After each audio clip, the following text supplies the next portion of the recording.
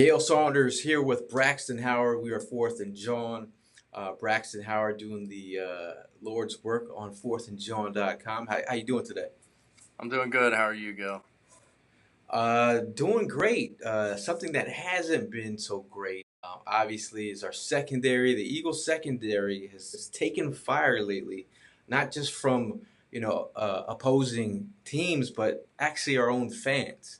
Your biggest concerns moving forward in the season with this secondary? Watching the Titans game, I was real concerned about the blitzes. Schwartz he was sending way too many guys against a team that, they can't really hit deep balls. So they're usually hitting a quick game, and he was kind of giving it to them. But last week against the Vikings, he did keep it a little more balanced. He didn't really blitz as much.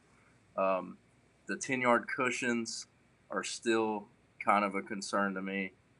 And the one high safety, I'm not a huge fan of that either.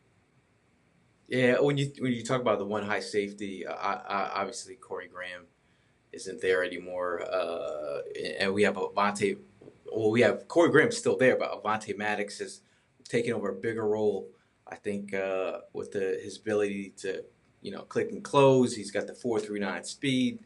You have a guy with a little bit more range on the back end.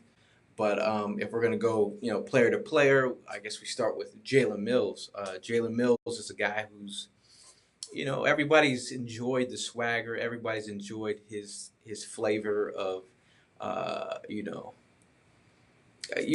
Jalen Mills has had his own flavor ever since he, stepped on the field as an Eagle player as a seventh round pick.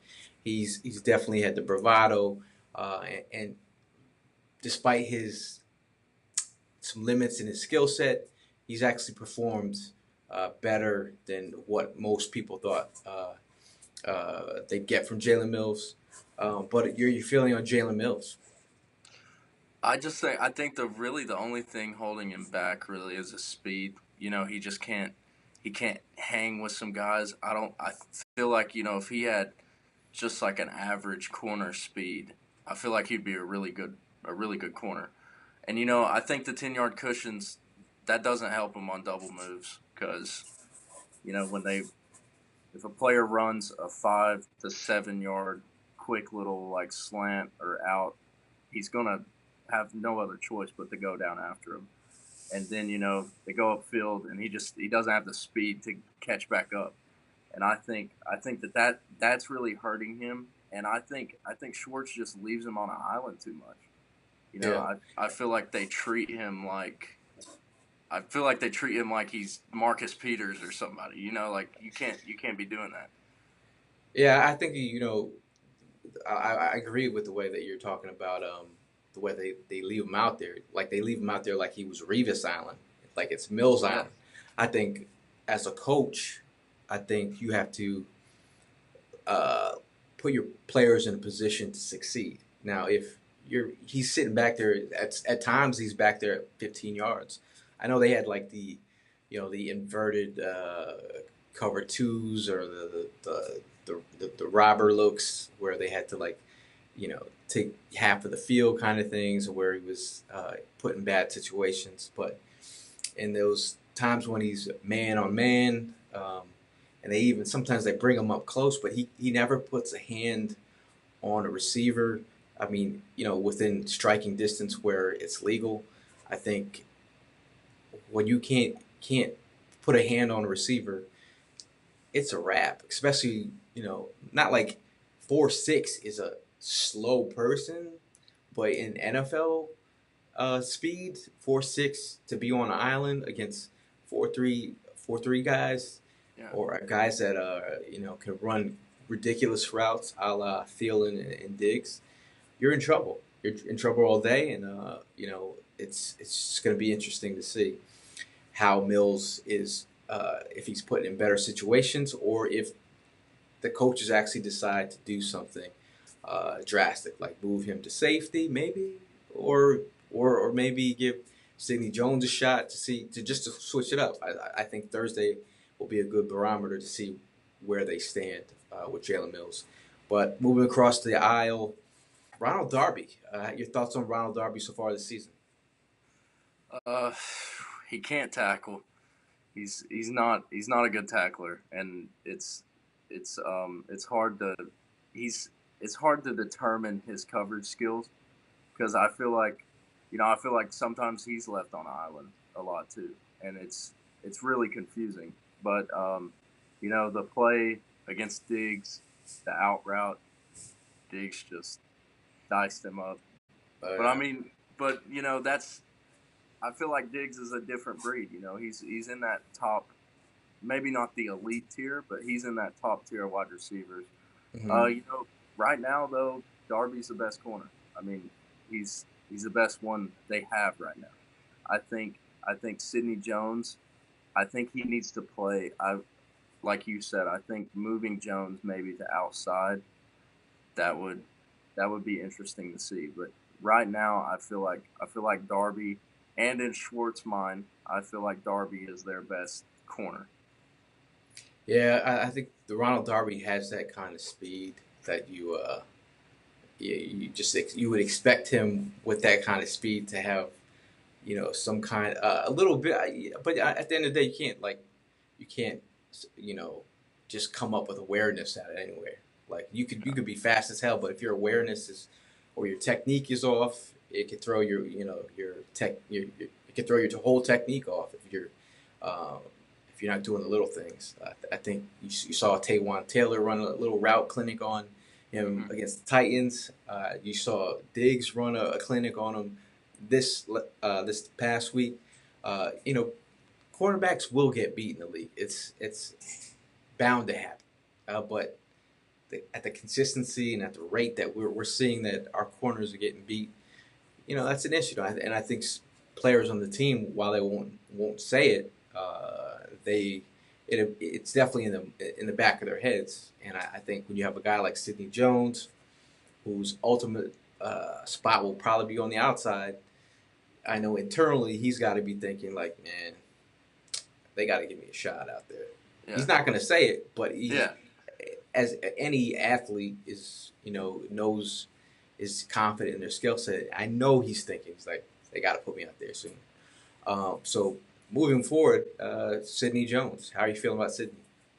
I think he's playing great. I mean, I think that they're kind of putting him in a box, sort of. Like I feel like they're holding him back a little bit. I feel like he would be better outside. I really do. And I just think you look at him and he's a real bright spot in the secondary. He's young and we've yet to see what he can do outside. He's versatile.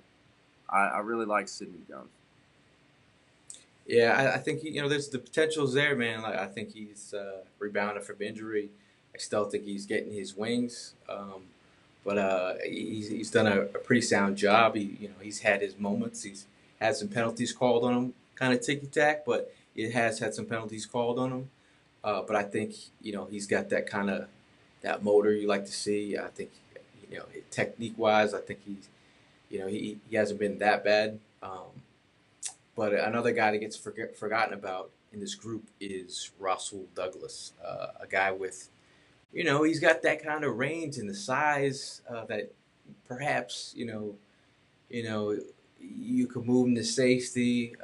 He's got that ball hawk mentality, a guy that led the NCAA in interceptions a couple years back. So everybody knows, does he have the closing speed that's you're rocking a 4.59 ish around there or something like that. But you know, at this moment, thing that I like, he's got the long arms. Could he jam some of these receivers, slow them down a half a second per se? You know, your feeling about Russell Douglas is he the forgotten one, or you feel like he's there for a reason? He's there for a reason, but he's not being utilized. They need to play him more, and I don't see why. A secondary that just lost Rodney McLeod. I don't see why you're not seeing him more, because he can play, like you said, he can play safety. He's real versatile, and Mm-hmm. it's weird to see. Like I don't know why he's not getting more playing time. It's funny because Jimmy Kempski had put out a tweet, just kind of like wondering if it was if Russell Douglas had played safety, and he actually chimed in and said he's like, I have played safety, so it's in his Yeah. repertoire. So you're thinking about a guy like Avonte Maddox, who didn't play safety, is now playing safety in the NFL, and Russell Douglas, who's got that size, and he can tackle well too. But then you think about the play that they left him on an island, and he picked off the pass that was meant for Julio Jones Yeah. in the first game of the season. So if you had that much confidence to leave him out there on that play, give him one play here, it's just a matter of like the way Jim Schwartz is handling it, Yeah. and giving Mills a little bit of a pass. Like, you just got to hold guys accountable. We're in the 5th week. I, for one, was sticking up for Mills in the early part of the season. But, moving forward, we have to get better and see results. But, at the back end of the secondary, Malcolm Jenkins, how have you felt about Malcolm Jenkins so far this season? I'm really confused, like why Schwartz plays him the way he does. He's never back deep. I do know one play against the Vikings that I remember he was back deep, and I think it was like a 3rd and 7. They didn't convert. I don't know. I think they might have got like 3 or 4 yards, but I would like to see him back more to help out Darby and Mills, because they're leaving Avonte Maddox back there. It's either Avonte Maddox or Corey Graham, and I don't know. It's just like we talked about. It's like Schwartz thinks Mills and Darby are like somebody that can just lock up any receiver they face. And Yeah. I don't know. Like when you see like a majority of where Jenkins is lined up, it's like in between the linebackers and the defense line, and like I don't know. They sent him on a lot of blitzes, and I don't like his role. Like I feel like he should be back there more alongside Matt. Yeah, I think he's a jack of all trades. I think, for one, he's one of the most sound tacklers in that group. Oh, yeah. Maybe it's scheme wise. They saw something where they whether it be crossing routes or like quick screens, or you know I'm not sure exactly why they have them, or blitzes or whatever. Um, I just think, out of all the players in the back of the secondary, I think he's your playmaker. But at the same breath, I'm saying playmaker. We'd like to see some more turnovers. We haven't seen many playmaking plays from the back end. I know Vontae Maddox had one against the Titans, but overall, I mean, last but not least, Corey Graham, a veteran guy who's also has a unique skill set. Can play linebacker, can play in the big dime package, or the big nickel. Um, but I think they had him out there way too much, and definitely got exposed. We all have not forgotten about the 4th and 15. We were just talking about that before we went on. Corey Graham, how you feel about Corey Graham? I definitely like Avonte Maddox back there more. I just feel like he's more talented, and Graham's got the experience, but you can't let that guy get that catch on 4th and 15. You can't let Taywan Taylor get that catch on 4th and 15. So I think he's good, to definitely play. I mean, I don't know if they should start him moving forward. You know, I think Maddox is just a better player at this point right now. But he's good to still throw in there and give Maddox a breather. A quick prediction against the Giants. Uh, man, it's gonna be a big game for both teams, and I think that's why you look at how the Eagles are playing, and you're like, you're worried about how, like, can they make the playoffs, but then you see the whole division. I mean, the NFC East is arguably the worst division in football right now. They're I don't know. It's a huge game, and I will say this. I think if Schwartz wants a blitz game, I think this is the blitz game. I will be fine with his blitzes this game, because Eli, when he gets rushed, he claps, and he can't. It's like I don't know. It's almost like his mentality is like a college quarterback when he's under pressure. He can't do anything. So I think if there's a game that Schwartz wants to blitz a lot, I think that this is the game, and we'll see. I would honestly I think that he should move up on the cushions and kind of you know I I don't know I just don't think Eli can hit deep balls. I mean Odell's pass on the trick play to Saquon, that was their longest throw all year. I don't think he can hit the deep ball.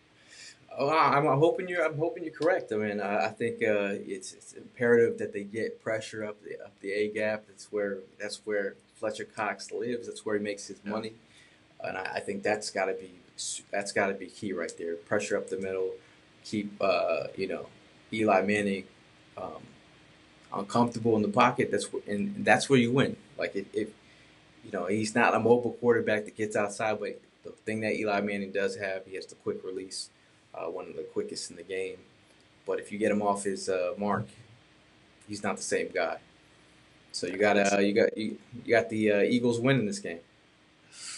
Whew, I don't know. It's a big game. It's a big game for both teams. I think the it being in New York, I think it's tough because I don't know the exact stat, but home teams on Thursday night are unreal. I mean, they most of the time win. I don't think that this game is the season, but I do think it's a big game for both teams. And both of these teams really have, they both have a lot going on right now. They both have some struggles that they have to fix. So it'll be interesting.